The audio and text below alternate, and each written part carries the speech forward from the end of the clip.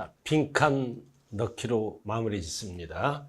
자, 국가가 소유하는 토지와 분합했다. 농지, 요건이 충족돼야죠.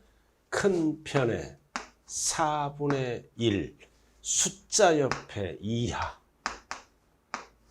여기도 큰 편. 4분의 1 이하입니다. 비과세를 한다. 그리고 숫자 2개 기억해야죠. 3, 4분의 1. 3이 뭐다? 3년 이상 제촌자경.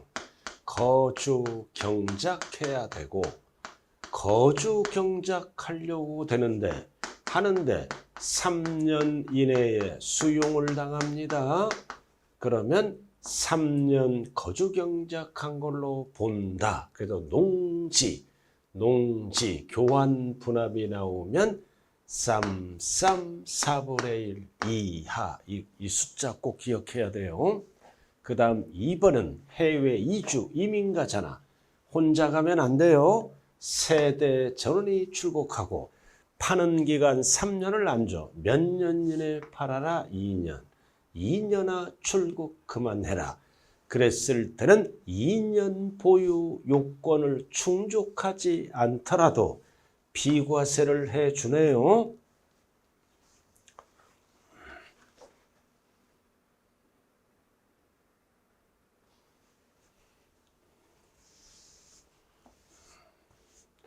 자, 3번. 양도 1년제 임대아파트에 입주합니다. 민간임대든 공공임대든 임대주택이죠? 그럼 이거는 월세 내는 거니까 임차일부터 절대 취득이라면 안 돼요. 몇 년 실거주해야 돼. 거주기간이 5년. 이 뜻은 뭐다? 5년 살다. 건설회사와 협의해서 분양전환이 됐습니다. 내일 팔아도 비과세다. 그래서 보유기간 2년을 충족하지 않더라도 비과세합니다. 자, 그 다음 1주택을 보유한 자가 1주택을 보유한 자 혼인했네. 그럼 혼인은 몇 년 이내에 팔면 돼? 5년. 동거복량은 10년입니다. 항상 먼저. 그러면 2개지만 하나로 보아 이게 공통지문입니다. 법 제154조 1항을 적용한다. 이 뜻은 비과세 규정을 적용한다. 그래서 이 뜻은 팔아먹는 주택은 2년 보유를 하고 조정대상 지역이라면 취득 당시 2년 거주도 해야 12억까지는 비과세를 해주죠. 이거를 얘기합니다. 비과세 규정을 적용한다. 2년 팔아먹는 주택은 2년 보유하고 취득 당시 조정지역이라면 2년 거주를 해야 되겠죠. 물어볼 때만. 시험은 여기까지만 물어봅니다. 자, 그 다음 5번. 영농의 목적으로 취득한 귀농주택 시골 가서 읍면, 시골 가서 집을 하나 샀어요. 그럴 때는 집이 2개죠? 그럼 이거는 투기할 수 있으므로 귀농주택을 취득한 날로부터 3년 주는 게 아니라 이건 5년입니다. 절대 3년 하면 안 돼요. 기억이 안 날 때는 시골로 귀농해서 고구마 농사 짓자 5년. 이럴 때는 어떻게 한다? 하나로 보아 2개지만 비과세 규정을 적용한다라는 뜻이네요. 그래서 4번, 5번은 절대 3년 하면 안 돼요. 5년. 근데 3년짜리가 시험이 하나 나오는 게 있죠. 일반 주택을 하나 갖고 있어. 수도권 밖에 가서 지방이죠. 수도권 밖에 가서 1주택을 취득해서 집이 2개가 됐네. 왜 수도권 밖으로 가서 집을 하나 샀다? 취약, 근무상, 질병치료, 실수요 거주 목적. 그럴 때는 몇 년 이내에 팔아야 된다. 이게 3년입니다. 항상 일반 주택을 먼저 팔아야죠. 그냥 3년이 아니라 3년 이내에 팔 때는 두 개지만 하나로보와 비과세 규정을 적용한다. 그냥 3년이 아니라 부득이한 사유가 해소된 날로부터 사유가 해소된 날부터 3년. 이거는 5년이 아니에요. 3년. 그래서 고등학교 이상 졸업하면 졸업일로부터 3년 이내에 팔아라. 근무가 종료되면 종료일로부터 3년. 질병치료가 끝나면 질병치료 끝난 날부터 3년. 즉 법적 요건이 충족돼야 되죠. 항상 이 지문은 공통지문입니다.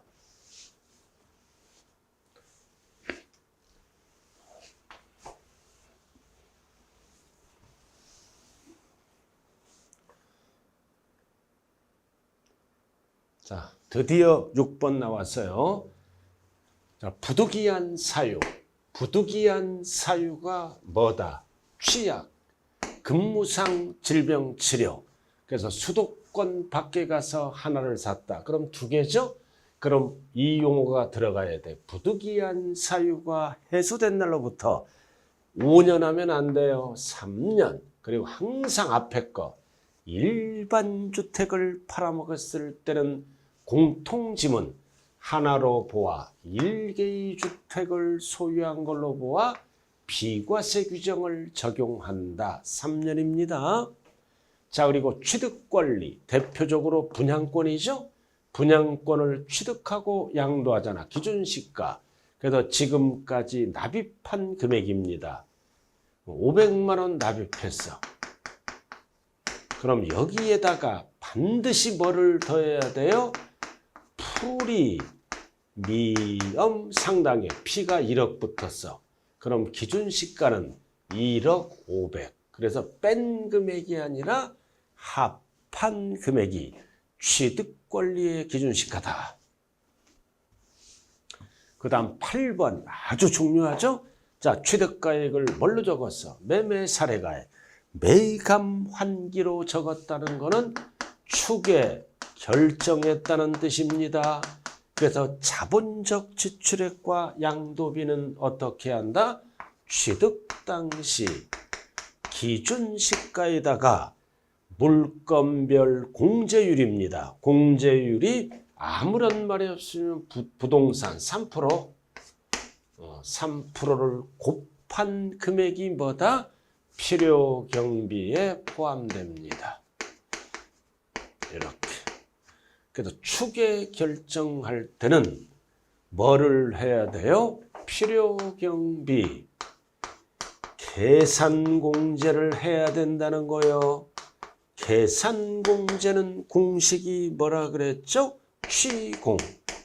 취득 당시 기준시가에 물건별 공제율, 부동산만 물어봐요.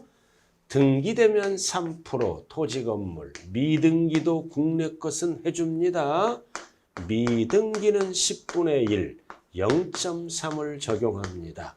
아무런 말이 없을 때는 등기된 걸로 봐서 추계 결정했으니까 공식이 취보다 공제율, 3%가 공제율을 곱한다. 그래서 취득 당시 기준시가가 1억이다. 공제율이 3%면 뭐다? 300만 원. 이 300만 원을 필요경비에 포함해서 양도가액에서 공제받는다. 그래서 이 300만 원을 뭐라 그런다? 필요경비 계산 공제액이라고 얘기한다. 공식이 취공, 취득 당시 기준시가 물건별 공제율 이렇게 하고요.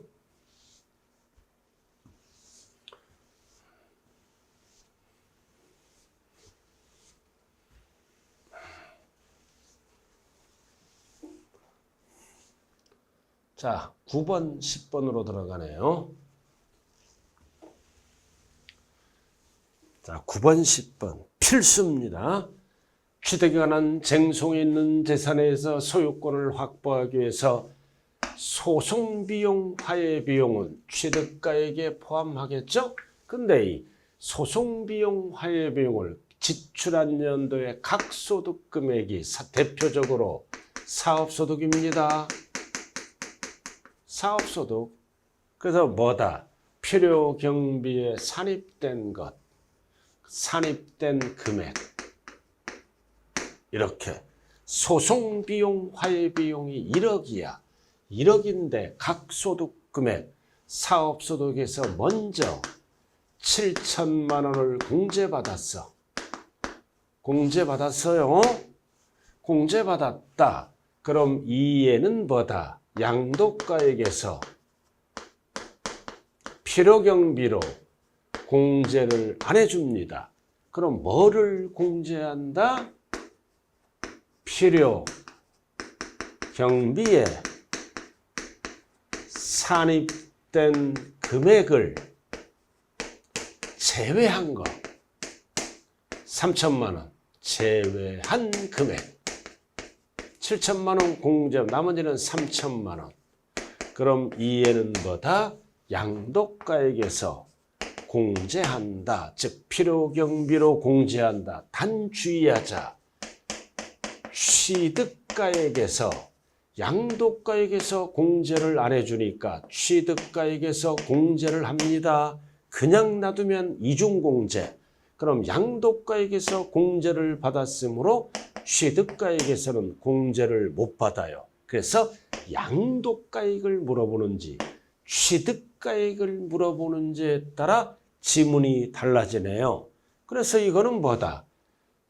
자, 9번은 제외한 거. 자, 제외한 거는 양도가액에서 공제할 수. 양도가액을 물어보죠? 그럼 양도가액에서 제외한 거는 공제한다. 공제할 수 있는 실질 취득가액이 되고 양도가액에서 공제한다고요. 그 다음 10번. 취득에 관한 쟁송의 재산에서 그 소유권을 확보하기 위해서 소송비용, 화해비용 똑같아. 각 소득금액. 사업소득이죠. 이번에는 뭐를 물어봐? 필요경비에 산입된 금액은 어떻게 한다? 양도가액에서 공제한다. 취득가액에서 공제를 안 합니다. 그래서 양도가액에서 뭐다? 자, 근데 이게 잘못됐네요. 9번은 뭐다? 양도가액에서 공제할 수 없죠. 없는 실질 취득가액이 되고, 이거는 산입된 금액. 자, 산입된 금액이네요. 그럼 양도가액에서 공제할 수 있죠? 있는. 실질 취득가액이 되네요. 그래도 포인트는 뭐다? 제외한 금액은 제외한 금액은 산입된 금액을 제외한 거죠. 제외한 거.